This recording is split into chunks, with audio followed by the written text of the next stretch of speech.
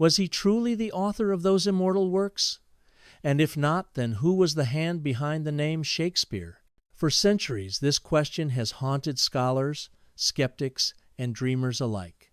William Shakespeare of Stratford-upon-Avon is celebrated as the greatest playwright of all time, the poet whose words gave voice to the depths of the human soul. Yet the man himself remains strangely absent, a shadow whose life leaves only the faintest trace in history. No letters, no manuscripts, no diary pages, only a handful of signatures, a will that speaks of furniture and land but never of plays or poetry, and a silence where the voice of genius should have echoed. Between this silence and the brilliance of the works, a mystery was born, a mystery that asks whether Shakespeare was indeed the author, or whether his name was but a mask concealing another mind, one too dangerous, too noble, or too hidden to be revealed. William Shakespeare was baptized on the 26th of April, 1564, in the market town of Stratford-upon-Avon, Warwickshire, England.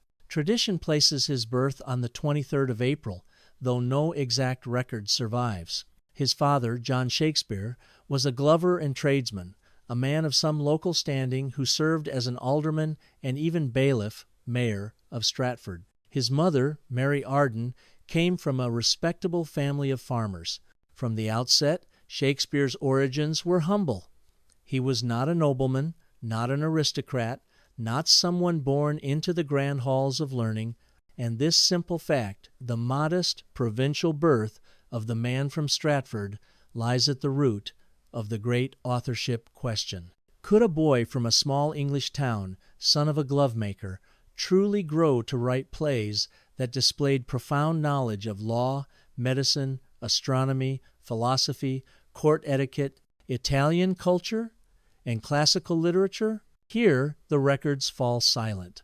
Historians assume that young William attended the local King's New School, where Latin grammar and classical texts were taught. But there is no surviving document, no school register, no university matriculation, no letters of study to prove he ever received more than a basic education. Shakespeare's plays, however, are brimming with references to Ovid, Plautus, Seneca, and the intricacies of Roman and Greek history. His vocabulary has been estimated at over 20,000 words, far exceeding that of the average educated Elizabethan. He displays familiarity with law courts, medical conditions, royal politics, European geography, and aristocratic manners. How did the son of a glover in Stratford gain such knowledge? The defenders of Shakespeare argue that genius requires no university.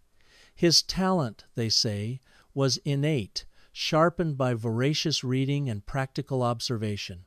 The skeptics counter that such genius requires not only imagination, but access to books, languages, and circles of power that a provincial youth simply could not have had.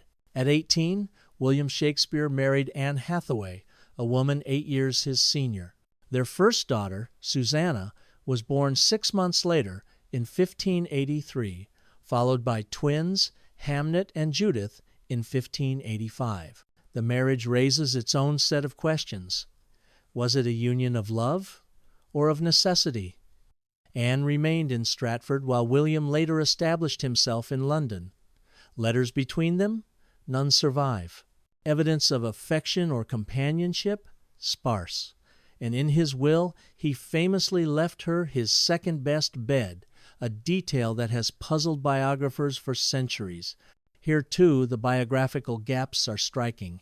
For a man who allegedly transformed human emotions into immortal poetry, the personal life of Shakespeare remains curiously opaque, almost silent. Between 1585 and 1592, the historical record of William Shakespeare disappears. These are known as the lost years. What happened to him during this crucial period? How did he transform from a provincial tradesman's son into a London playwright? Theories abound. Some suggest he worked as a schoolmaster in the countryside. Others imagine he joined a troupe of traveling actors. A popular legend has him fleeing Stratford after poaching deer from a local nobleman. Still others claim he traveled abroad to Italy, France, or Spain, absorbing the cultures that would later infuse his plays with such vivid authenticity. The truth remains hidden. By 1592, however, Shakespeare's name appears in London, derided by the playwright Robert Greene as an upstart crow, beautified with our feathers. The insult implies that Shakespeare was already making a name for himself as a dramatist, but how he acquired the skill to do so is still a mystery. From 1592 onward, the life of William Shakespeare becomes better documented. He wrote poems. Venus and Adonis, The Rape of Lucrece, secured the patronage of Henry Wriothesley, the Earl of Southampton, and soon turned to the theatre. By the late 1592, he was not only writing plays but also acting, and he became a shareholder in the Lord Chamberlain's Men, later known as the King's Men. His plays were performed before royalty, his poems circulated widely, and his fame grew. Yet, curiously, Shakespeare left behind no manuscripts, no letters, no drafts in his own hand, only 6 known signatures, each barely legible, and none attached to a play. How, skeptics ask, could the greatest writer in the English language leave behind so little evidence of a literary life? Though his family background was modest, Shakespeare prospered.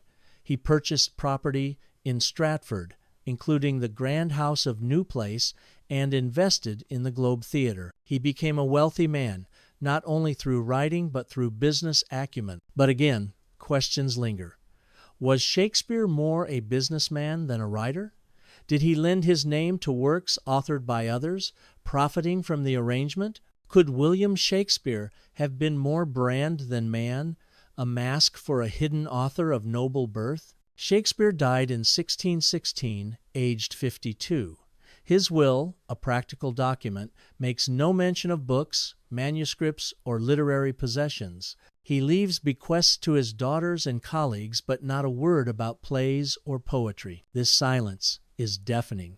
For a man who supposedly penned 39 plays and 154 sonnets, why is there no trace of his literary life in his final testament? Was he truly the author, or merely the man whose name history remembers? Thus, from the very beginning, the life of William Shakespeare presents us with contradictions.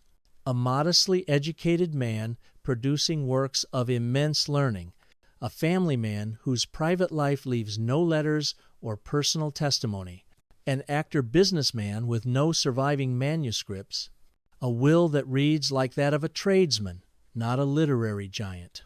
These contradictions form the soil in which the great authorship debate grows. Was William Shakespeare truly the author of the works attributed to him? Or was he merely the mask behind which another genius concealed his identity? The story of Shakespeare's authorship is itself a drama, one that has played across centuries and shows no sign of reaching its final act. During his lifetime, William Shakespeare was a working actor, a shareholder in a theater company, and a man whose name appeared on title pages of plays and poems. And yet, curiously, when we look beyond the surface, we find only silence. There are no surviving letters, no manuscripts in his hand, no diary or record of conversations. Even his death in 1616 was scarcely remarked upon. It is as though the greatest writer in the English language slipped through history almost unseen. That silence is what gave birth to the authorship question. At first, in the decades following his death, there was no public doubt. The first folio of 1623, compiled by his friends and fellow actors, declared him the author and praised him as the sweet swan of Avon. Ben Jonson himself, Shakespeare's rival and admirer, wrote verses in his honor. Yet, as the centuries passed and his fame grew ever larger, the contrast between the brilliance of the works and the ordinariness of the man from Stratford began to trouble readers. Could someone with so modest a background, a glover's son, with no university degree, no noble title, no record of travel, truly have written with such sophistication about law, politics, philosophy, medicine, and the intrigues of royal courts? By the 19th century, this doubt had blossomed into full-fledged skepticism. Some argued that Shakespeare was merely a convenient name, a mask for another, more qualified author who had reason to remain hidden. The theories multiplied. Francis Bacon, the great philosopher and statesman, was said to have buried his identity within cryptic codes hidden in the plays. Edward de Vere, the Earl of Oxford, seemed an ideal candidate, with his noble education, his knowledge of Italy, and his life at Elizabeth's court. Others claimed Christopher Marlowe, the brilliant playwright who died young, had faked his death and lived on under Shakespeare's name. Each theory offered a tantalizing possibility. Each filled the gaps of Shakespeare's biography in a different way. Those who defend Shakespeare the Stratfordians push back with equal force. They argue that genius does not require a noble birth or a university education. A bright boy in a rigorous grammar school could have learned his Latin well enough to read Ovid and Seneca. A curious man in London could have absorbed the language of lawyers in taverns and courtrooms, the gossip of travelers, the tales of sailors returning from Italy. The supposed errors in his plays, A Sea-Coast in landlocked Bohemia, A Clock Striking in Ancient Rome, suggest not hidden scholarship, but the imagination of a working dramatist, more concerned with drama than with accuracy. And above all, the defenders remind us, his name was printed on the plays in his own time, and his contemporaries acknowledged him. Why invent a mask when no one at the time suspected one? And yet the mystery persists. For the skeptics, it is not enough to say he might have overheard conversations or leafed through borrowed books. The intimacy with which he wrote of power and courts, of foreign customs and classical literature, feels lived rather than imagined. The silences in his life, the missing years, the absence of letters, the ordinary will only deepen the unease.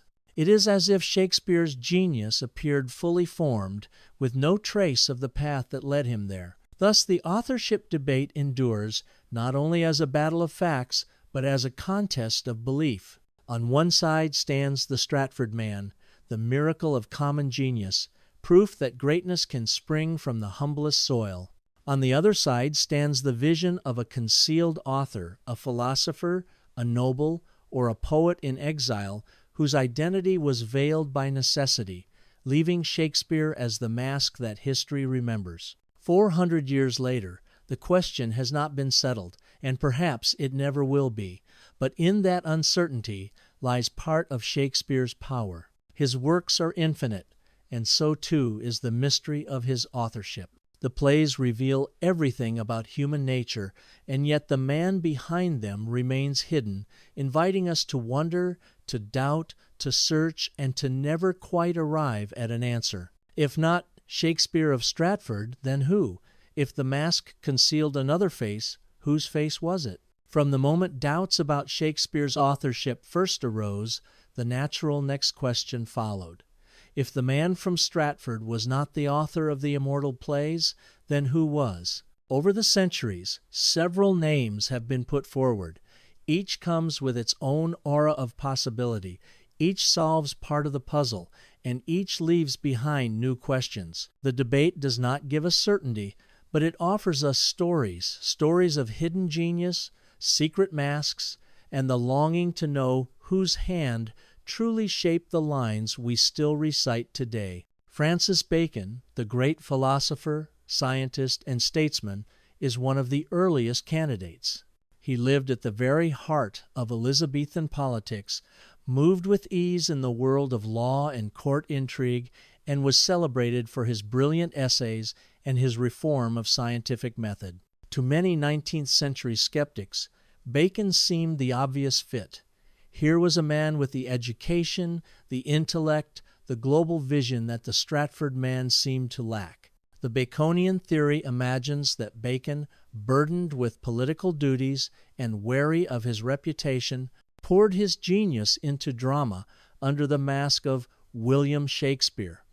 Supporters claim to find hidden ciphers in the First Folio secret codes spelling out Francis Bacon or embedding philosophical messages. To them, the plays were not just entertainment, but veiled instruction, philosophy wrapped in poetry. And yet, there is a problem. Bacon's surviving works, brilliant, yes, carry the chill of logic, the measured cadence of a philosopher. Shakespeare's plays, by contrast, pulse with emotion, humor, and theatrical immediacy. Could the same man have written both? Admirers of the Stratford man say no. Admirers of Bacon say genius wears many masks. Then there is Edward de Vere, the 17th Earl of Oxford, a figure who has captured modern imagination more than any other. De Vere was a poet in his youth, educated at Cambridge and Gray's Inn, and well-traveled across Europe, especially Italy. His life was threaded with court intrigue, scandal, and patronage of the arts. For Oxfordians, the parallels are irresistible. How, they ask, could Shakespeare's Italian plays ring with such authenticity if their author had never left England? How could he know the nuances of courtly manners, the subtleties of aristocratic life, if he were only an actor from Stratford? But Oxford, a nobleman, a traveler, a court insider, fits perfectly. Even the very name Shakespeare, they argue, was a pun on Oxford's heraldic crest, which displayed a lion shaking a spear. But again the story falters. Oxford died in 1604, yet several Shakespeare plays appear to have been written later, including The Tempest. Supporters argue these works were drafted earlier and published posthumously. Critics counter that the evidence is too thin. What remains is a compelling portrait, a nobleman who could have been Shakespeare if only time allowed. And then there is Christopher Marlowe, Shakespeare's brilliant contemporary, whose meteoric career ended in 1593 when he was stabbed in a tavern brawl, or so the records say. For Marlovians, that death was a cover story. They argue Marlowe, threatened by charges of heresy and entangled in espionage, faked his demise and slipped into hiding. Under another man's name, he continued to write, and that name was William Shakespeare. The theory holds a seductive symmetry. Marlowe and Shakespeare were born the same year.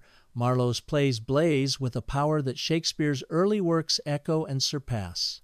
The sudden explosion of Shakespeare's genius just after Marlowe's supposed death feels too coincidental. But here, too, the evidence falters. No proof survives that Marlowe lived beyond 1593, and Shakespeare's later works display an evolution of style far beyond Marlowe's known voice. Still, the romance of the story endures. The idea of a genius reborn under another name, writing in secrecy, haunting the stage he could no longer walk upon. Bacon, Oxford, Marlowe, these are the giants of the authorship question. But the shadows hold others as well. Mary Sidney, the learned Countess of Pembroke, William Stanley, the Earl of Derby with his theatrical connections, Roger Manners, the Earl of Rutland, whispered about by some as a hidden author. Each offers tantalizing threads, but none weaves a complete fabric. They are part of the mystery, minor lights in a constellation of doubt. Taken together, these candidates form a gallery of possibilities. The philosopher, the nobleman, the poet-spy, each could wear the mask of Shakespeare. Each could explain what the Stratford man cannot. Yet none fully convinces, for each carries its own contradictions. If we lean toward one, the others remind us of the gaps. If we settle on Stratford, the doubts whisper again. And so the search continues, not because we expect a final answer, but because the act of searching gives us a deeper story. It reminds us that genius itself is a riddle, and that perhaps Shakespeare is less one man than an idea, the embodiment of creativity that refuses to be pinned to a single face. In the end, the alternative authors are not merely names. They are reflections of our own longing. We want Shakespeare to be Bacon because we crave a philosopher behind the poetry. We want him to be Oxford because we imagine genius must walk with nobility. We want him to be Marlowe because the thought of a dead poet who secretly lived on is too delicious to resist. Perhaps the truth lies not in any one theory, but in the persistence of them all. The authorship question survives because it mirrors Shakespeare's own art, ambiguous, layered, open to interpretation. Whoever wrote the plays, they understood that truth is never simple, that identity is always shifting, that masks hide and reveal at the same time. And maybe that is the final secret, that the greatest author of all time left us not certainty, but an unending invitation to wonder. If Shakespeare's plays were the grand stage on which he displayed the world, then his sonnets were the private chamber where he whispered. Published together in 1609, the 154 sonnets have long been read as windows into the poet's soul. Yet they are windows clouded with ambiguity, reflections that show us something and then dissolve into mist. The sonnets fall into patterns that have puzzled generations. The first group, more than 100 in number, seem to be addressed to a beautiful young man, often called the fair youth. The speaker pleads with him to marry, to have children, to let his beauty live on. He praises his virtues in language that glows with admiration, yet tinged with longing, jealousy, and a vulnerability that feels deeply personal. Was Shakespeare confessing love to a young patron, perhaps the Earl of Southampton or William Herbert, the Earl of Pembroke? Or was this merely literary convention, the poet playing with themes that Elizabethan readers would recognize? The truth drifts somewhere in between, neither fully confessed nor fully invented. Then, abruptly, the tone shifts. A new figure enters the Dark Lady, whose presence burns with earthiness and danger. She is no idealized goddess, but a woman of flesh and desire, unfaithful and irresistible. The poet despises her betrayal, yet cannot escape his hunger for her. If the fair youth sonnets glimmer with ethereal devotion, the Dark Lady sonnets throb with the rawness of lust and guilt. Scholars have tried to name her Mary Fitton, Amelia Lanier, Lucy Negro, but her shadow refuses to sharpen. She remains a figure half in darkness, half in fire, drawing the poet into torment that feels both universal and intensely real. And between these two, like a third voice in a triangle, is the rival poet. In several sonnets, Shakespeare laments the presence of another writer, one who threatens to win the fair youth's favor.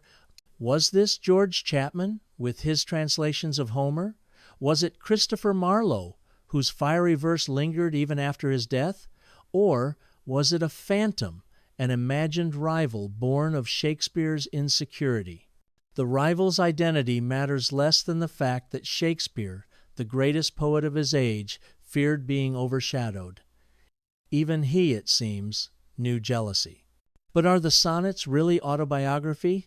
Some read them as the poet's private diary in verse, a confession of forbidden passions. Others argue they are crafted fictions, exercises in a popular literary form meant to dazzle rather than reveal. The dedication that accompanied their 1,609 publication only deepens the riddle, addressed mysteriously to Mr. W.H., the only begetter of the sonnets. Was this the fair youth himself? A friend? A publisher's trick? No one knows. What makes the sonnets so haunting is precisely this tension they draw us close, as though Shakespeare is about to speak his most intimate truth, and then they withdraw, leaving us unsure whether we have heard his heart or his mask.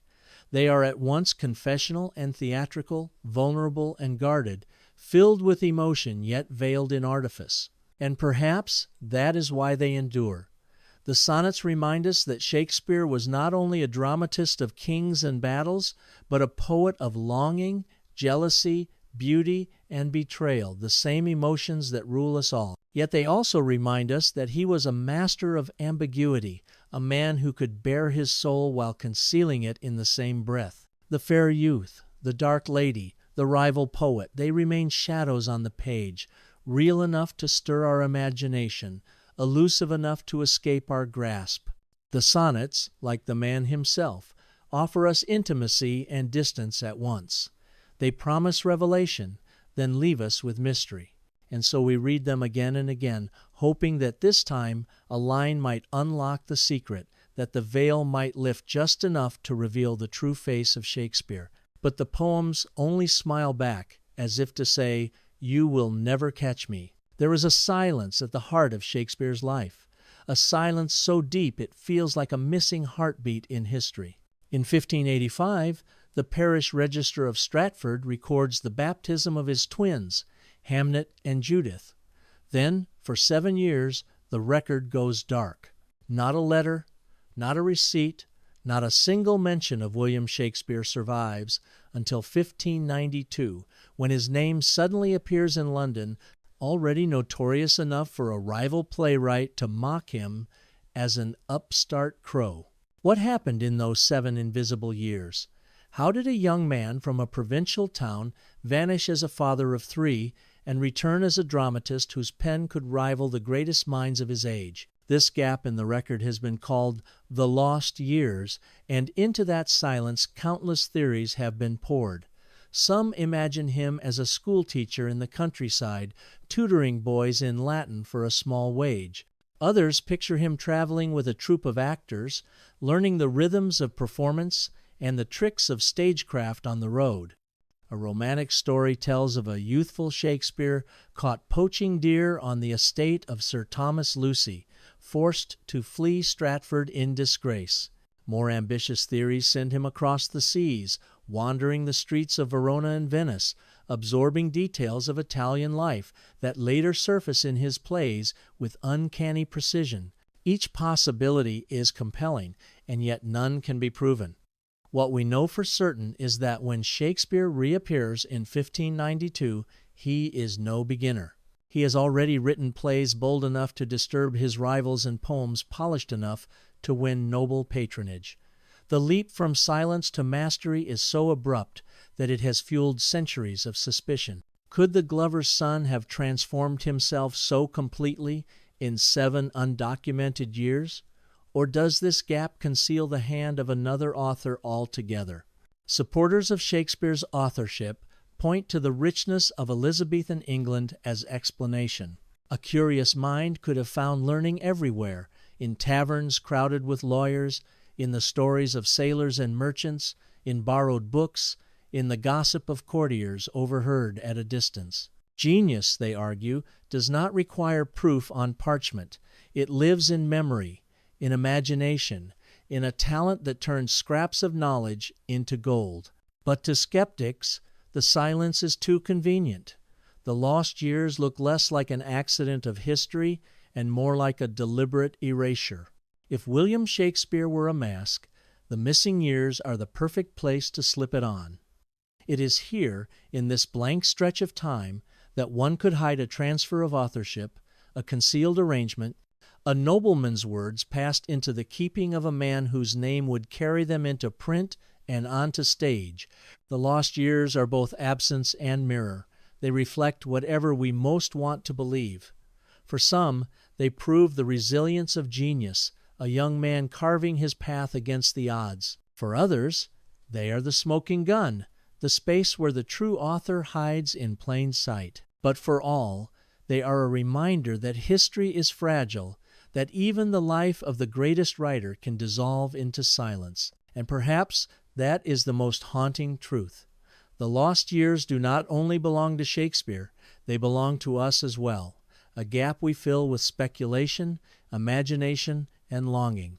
They whisper that genius might rise from anywhere, or that it might be hidden behind masks we will never remove. Shakespeare reemerges in 1592, as if stepping onto a stage for the first time, already transformed, already immortal. But what script he lived in those missing years, and what secrets he carried from them, remain a riddle the world will never fully solve. In Shakespeare's time, England was a land of whispers and shadows. The Elizabethan court was alive with conspiracies, Catholic plots, coded letters, and hidden loyalties. Spies carried secrets in invisible ink, and traitors were revealed by broken ciphers. To live in such an age was to believe that truth itself was veiled, that behind every story lay another story, concealed in symbols only the initiated could read. It is no surprise, then, that Shakespeare's works, rich in metaphor, layered in meaning, and seemingly limitless in knowledge, became a playground for those who suspected that more lay beneath the surface. His plays and poems, they said, were not only art but also puzzles, containing hidden messages left for the discerning eye. The most famous of these theories grew around Francis Bacon. Bacon was a statesman, philosopher, and man of science, a figure whose intellect seemed vast enough to contain the plays of Shakespeare. His followers insisted that he had concealed his authorship in codes. They pointed to the first folio of 1623, where differences in typeface, odd spacings, and number patterns supposedly revealed secret inscriptions. Francis Bacon wrote these works. Entire books were filled with diagrams, letter counts, and cryptographic systems that, to believers, unlocked the truth. To scholars, they were fanciful patterns, born of wishful eyes. But to the Baconians, they were proof that the greatest literature of all time was also the greatest cipher of all time. Not all the secrets pointed to Bacon. To the followers of Edward de Vere, the Earl of Oxford, the plays themselves were a veiled autobiography. The name Shakespeare, they claimed, was no accident. Oxford's crest bore a lion with a spear, and thus Shakespeare became a symbolic disguise. Passages of the plays echoed too closely, they argued. The details of Oxford's own life, his travels in Italy, his place at Elizabeth's court, his hidden scandals. In their reading, Shakespeare's plays were not mere dramas, but a nobleman's confession written under cover of another man's name. Others turned their eyes to Christopher Marlowe, the brilliant playwright who supposedly died young in a tavern brawl. What if, the skeptics whispered, he had not died at all? What if he had staged his own death to escape charges of heresy and espionage, only to continue writing in secret? In this reading, Shakespeare's plays are haunted with hints of resurrection and disguise, as though the author were speaking from exile. Every reference to hidden identity, every character who feigns death, becomes a clue that Marlowe's hand still lived. Beyond these rival claimants, some readers sought more esoteric truths. To them, Shakespeare's works revealed connections to secret societies, Freemasons, Rosicrucians, and encoded messages of philosophy, alchemy, and occult wisdom. They saw in his texts not just stories of kings and lovers, but lessons in hidden knowledge meant only for the enlightened. Even the numbers of lines, the arrangement of speeches, the rhythm of verse, all were studied as if they concealed invisible diagrams of truth. In our own age, the search for codes has taken new forms. Computers, analyzing Shakespeare's style, now trace patterns of word use and rhythm. These analyses reveal collaborations with other playwrights, perhaps Marlowe or Fletcher, suggesting that Shakespeare's plays were more collective than solitary. It is not the cipher of Bacon's followers, but in its own way, it is still code-breaking, seeking to uncover the hidden architecture of authorship. What is it that draws people so powerfully to the idea of hidden messages in Shakespeare? Perhaps it is because his works themselves feel inexhaustible. Read a play once, and it reveals comedy. Read it again, and it reveals tragedy.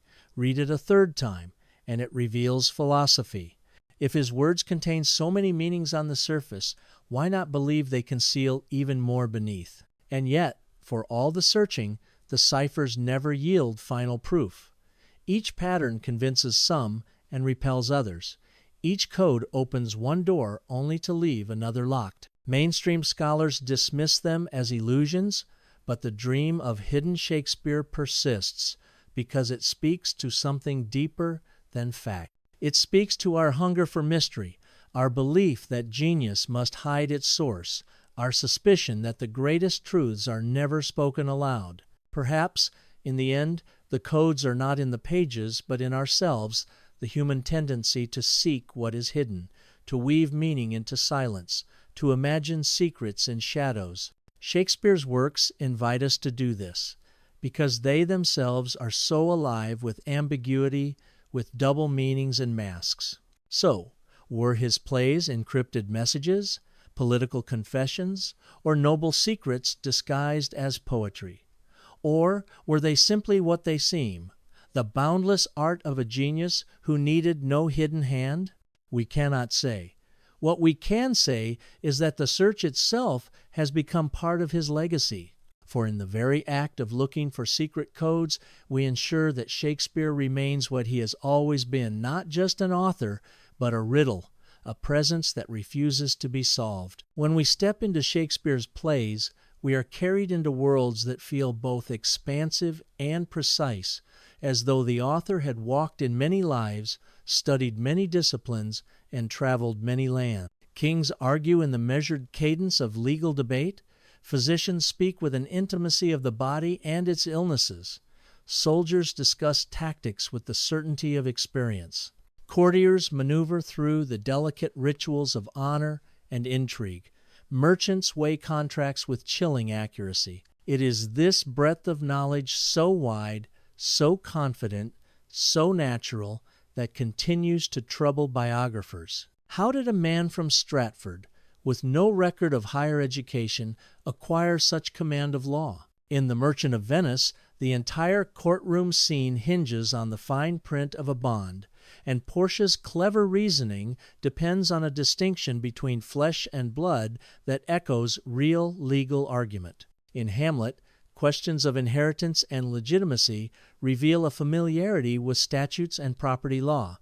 These are not clumsy borrowings, they are exact, as though drawn from life. Some argue Shakespeare picked up the terms from books or lawyers' chatter in London taverns, but others find it hard to believe that such precision came without first-hand training. Medicine, too, runs through his work. Lady Macbeth's descent into sleepwalking madness reads like a clinical case study. King Lear's decline captures the mental and physical unraveling of old age with heartbreaking realism. Othello's obsession with jealousy is described as if it were a sickness eating him alive, and the plays often reference poisons, remedies, and the frailty of the human body. Was Shakespeare simply an observer of suffering, able to translate it into poetry, or did he have deeper contact with medical knowledge? The plays suggest more than a casual familiarity. They suggest a writer who listened carefully, perhaps even read medical texts. Geography presents another puzzle. Verona, Venice, Padua, and Rome appear in his plays with remarkable vividness.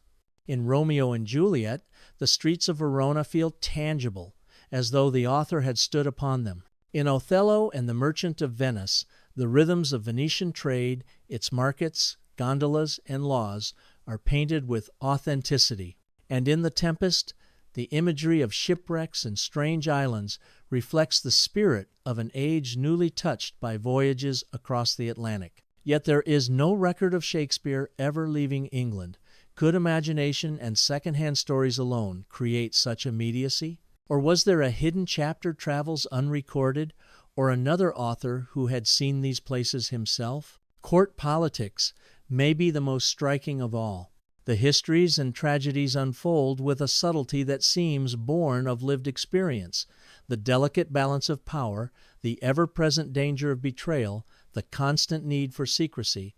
Hamlet's Denmark seethes with spies and whispered plots, much like Elizabethan England. Macbeth explores the psychology of ambition at the very heart of monarchy. Henry IV wrestles with legitimacy and rebellion. These are not the guesses of an outsider, some argue, but the confessions of a court insider. Stratfordians insist Shakespeare could imagine it all from afar. Skeptics believe the plays reveal a writer who had once walked the halls of power. Classical sources deepen the puzzle. Julius Caesar and Antony and Cleopatra draw heavily on Plutarch, and Shakespeare's poetry is steeped in Ovid's Metamorphoses. A grammar school boy would certainly have encountered Latin authors, but the fluency in his plays seems to go beyond that of an average student. His allusions often suggest a deep scholarly intimacy, the kind one might expect from a university education or lifelong access to great libraries, not from a provincial upbringing. And yet, woven into this tapestry of brilliance are mistakes, oddities, and rustic touches. He sets a seacoast in landlocked Bohemia. He lets clocks strike in ancient Rome. For every sign of scholarly precision, there is a slip that feels like the hand of someone who learned by piecing fragments together, not by systematic study. This paradox is what keeps the debate alive. Shakespeare seems at once too educated to be a glover's son and too imperfect to be a scholar nobleman. So what do we make of this? Some see in it the triumph of genius, a man of humble origins who absorbed scraps of knowledge, magnified them with imagination, and created worlds truer than reality. Others see a mask. The plays must have come from someone else, someone who had the access and education to write them, but who could not sign his own name to the stage. Perhaps both views are true in their way. Shakespeare may have been less a man of books than a man of the world, gathering impressions, listening keenly, reshaping what he heard into something greater, or perhaps he was, as skeptics believe, a convenient name for another voice. What is certain is that the plays themselves defy the limits of ordinary knowledge, as though their author stood with one foot in Stratford and the other in every corner of human experience. And that is why this question endures. It is not simply about who wrote the plays, but about how such vastness could flow from any single human mind. Shakespeare's works remind us that genius itself is the greatest enigma. It can appear where we least expect it, or from someone we cannot fully see. The end of Shakespeare's life should have been a moment of clarity, a closing chapter that resolved the riddle of the man. Instead, it deepened the mystery. He died in Stratford-upon-Avon on the 23rd of April 16, the same date now celebrated as his birthday, a symmetry too poetic to be trusted. How he died remains uncertain. A rumor recorded years later tells of a merry evening of drinking with Ben Jonson and Michael Drayton, followed by sudden illness. But this is hearsay, not history. In truth, Shakespeare slipped from the world quietly, leaving behind no final words, no diary entries, no confessions. For the greatest voice of English letters, his own ending was strangely silent. What we do have is his will, drawn up a month before his death. It is long, meticulous, written in the cool, legal language of property and inheritance. He remembered his daughters, Susanna and Judith. He remembered neighbors, friends, colleagues, and of course he remembered his wife, Anne Hathaway, but in the most puzzling way. To her he left not jewels, not land, not money, but his second-best bed. Scholars have debated this phrase endlessly. Was it a tender gesture, leaving her the bed they shared, while the grand best bed was kept for guests? Was it a cold dismissal, a token to a woman he lived apart from for most of his life? Or was it simply a legal convention, too easily read as poetry? We cannot know. Yet the true strangeness of the will lies not in what it includes, but in what it leaves out. Nowhere does it mention books. Nowhere does it mention manuscripts, drafts of plays, or poems. Not a single word about the works that made him immortal. The absence is deafening.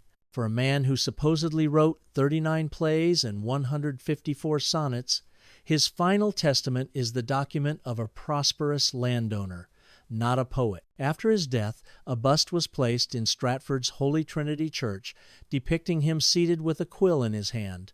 To some, it proves his authorship. To others, it looks suspiciously altered, as though he were first portrayed as a merchant, only later transformed into a writer to fit the legend. The grave beneath that bust carries an epitaph with a curse. "Blessed be the man that spares these stones, and cursed be he that moves my bones." Was this simply superstition, or did Shakespeare fear discovery, even in death? His grave has never been opened, the warning still strong enough to hold back curiosity. More unsettling still is the world's reaction to his passing. No great funeral in London, no flood of elegies from fellow writers, no theaters draped in mourning. 7 years passed before his colleagues published the first folio, the grand volume that secured his reputation forever. Only then was he hailed as the sweet swan of Avon. Why did it take so long? Was the memory of the man not so impressive in life? Or was something being arranged, a story being solidified, a mask being fixed in place? And so Shakespeare's death does not close his story. It opens new silences, new questions. His will, his grave, his monument all leave us with more doubt than certainty. The man who gave us words to capture every corner of the human heart left behind almost nothing of his own. Even in death, he managed to vanish into ambiguity, as though his greatest role was not Hamlet or Lear, but Shakespeare himself, a part played so well that we are still unsure who stood behind the mask. 4 centuries have passed since Shakespeare's death, yet the man remains unsettled in his grave, not because his bones have been disturbed, but because his identity has never truly rested. The works endure unquestioned. They live, breathe, and still astonish.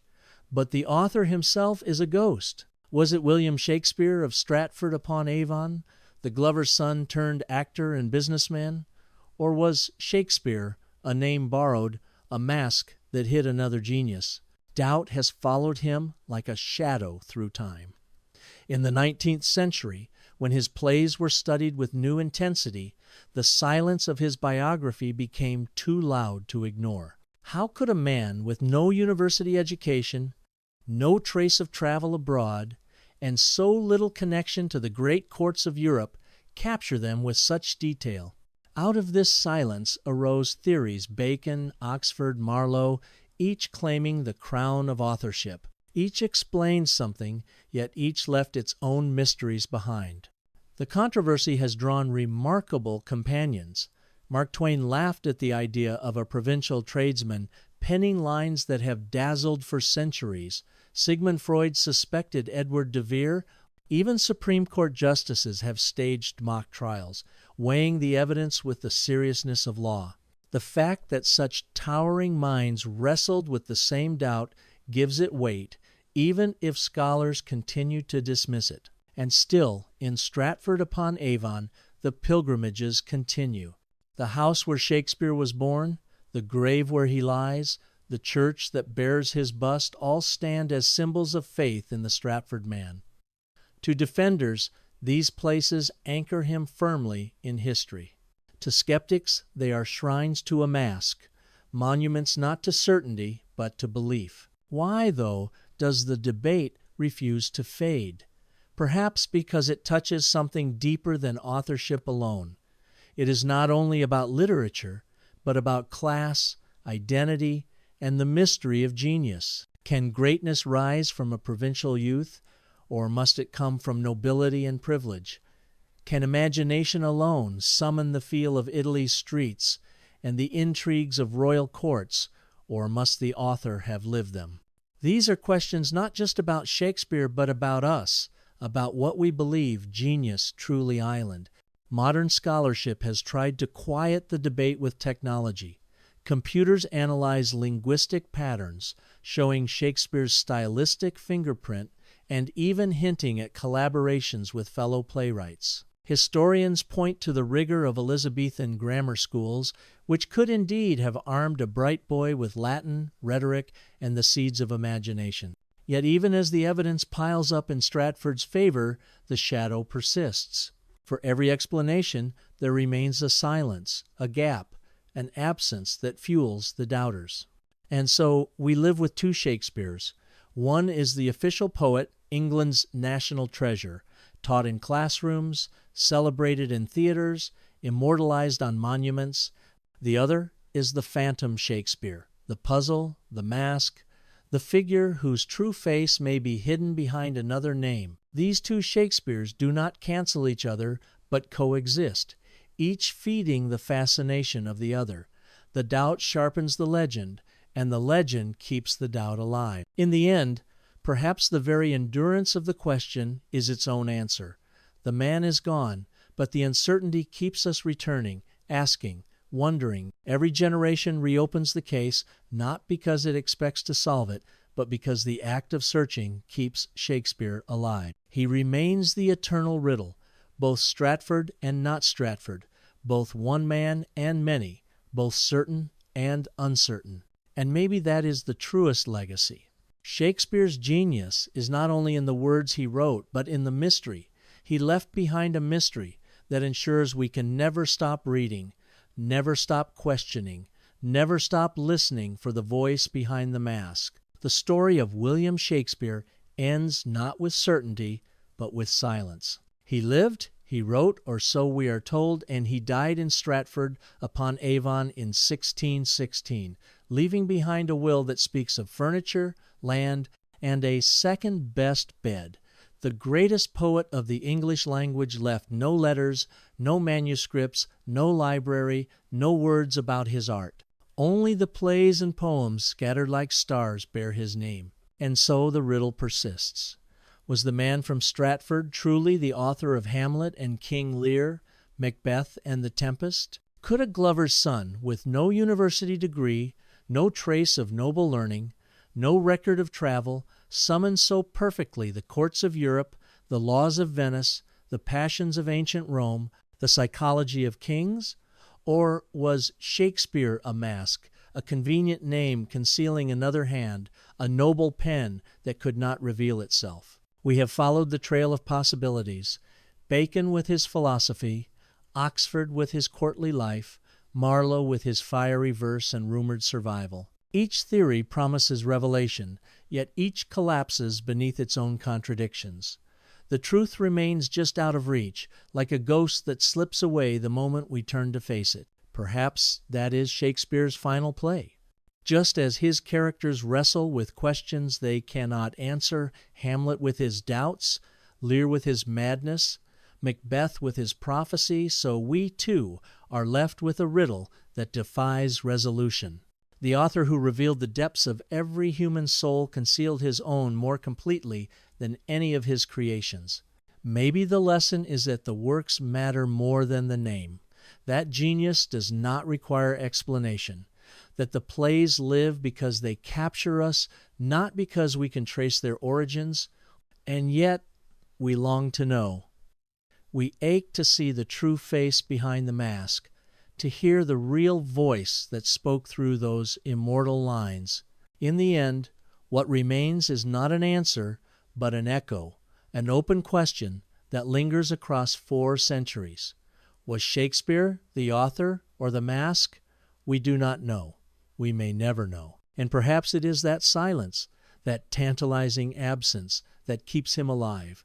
For as long as we are asking, as long as we are searching, Shakespeare is not finished. He belongs to Stratford, yes, but also to Oxford, to Bacon, to Marlowe, to everyone who has ever doubted, dreamed, or desired. He belongs not to a single man, but to the world. And in that endless uncertainty lies his immortality. So we close the book with wonder still in our hearts.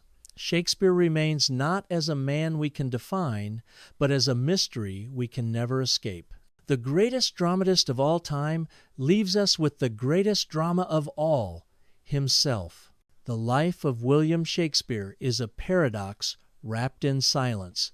He was a man born to a glovemaker in a small town, a man who left behind no letters, no manuscripts, no books, and a will that speaks more of beds and land than of poetry. Yet he is also the name attached to the greatest plays the world has ever known, works that seem to breathe with the knowledge of courts, law, medicine, philosophy, and the very essence of human nature. We have wandered through every corner of his mystery, the gaps in his biography, the lost years, the strange will, the sonnets that hint at forbidden loves, the knowledge that seems to exceed his station, and the theories of hidden authors, Bacon, Oxford, Marlowe, and others.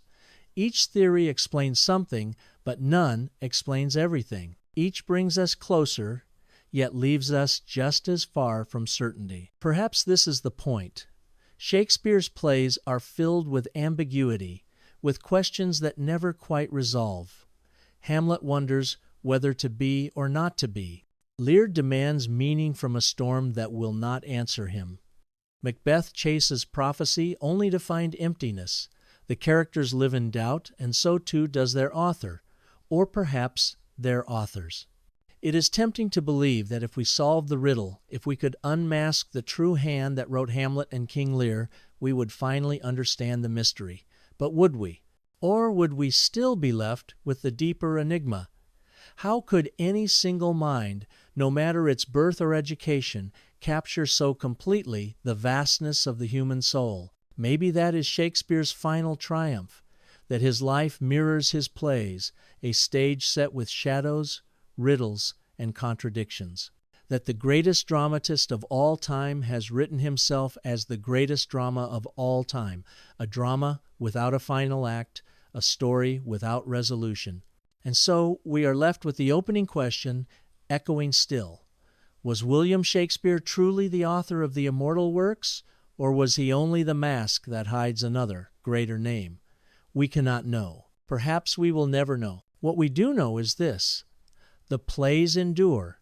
They outlive the man, the mask, the question itself. And perhaps that is the answer. Shakespeare intended that the works should speak louder than the name, that the poetry should matter more than the poet. Yet as we close the book, we cannot help but feel a quiet ache, a lingering sorrow. For behind every line of Shakespeare, there is a voice brilliant, restless, utterly human, and that voice, whether Stratford's Glover's son or a hidden nobleman, still refuses to show its face. It leaves us leaning forward, searching the shadows, listening for a truth that never comes. And maybe that is the greatest mystery of all, that the man who revealed every corner of the human heart chose in the end to conceal his own.